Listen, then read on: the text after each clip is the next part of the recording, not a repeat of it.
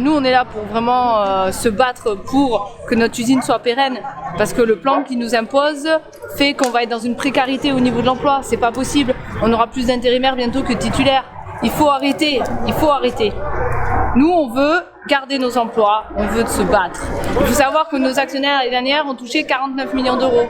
On parlait des 49 millions d'euros des actionnaires, et ça fait deux ans qu'ils n'ont que 49 millions d'euros. Donc comme on ne peut pas monter d'année en année, il faut une variable d'ajustement. La variable d'ajustement, c'est nous. Alors là, il y a toutes les usines touchées par le PSE. Nous, c'est Marseille, les Pagnes Mirabeau, plus impactés que les autres. On est différents des autres. On a 54 emplois supprimés, 25% des effectifs. On nous demande de produire autant en 5 jours au lieu de 7 parce qu'on supprime les 2 équipes week-end. Donc on nous rend incompétitifs. On fait en sorte qu'on soit pas au rendez-vous. C'est ça. Et quand on sera pas au rendez-vous, ils pourront dire ça coûte moins cher de faire en Espagne. Et quand ça sera là, il faudra fermer les usines. Et là, peut-être que tout le monde viendra, tout le monde sera mobilisé, mais ça sera trop tard.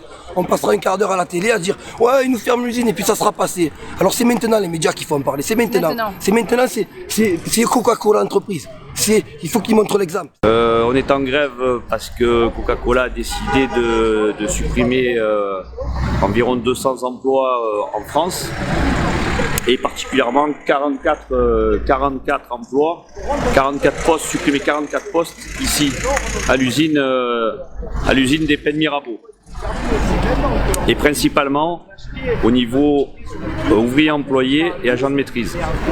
Et ils créent des postes cadres.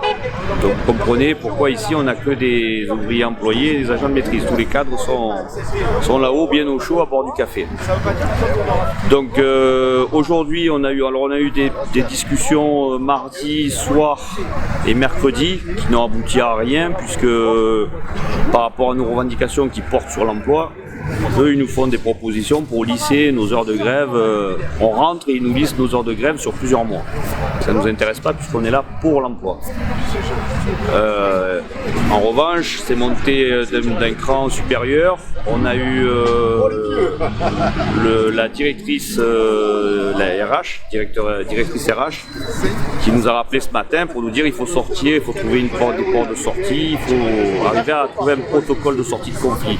Donc on est en cours de discussion pour essayer de sortir de ce conflit.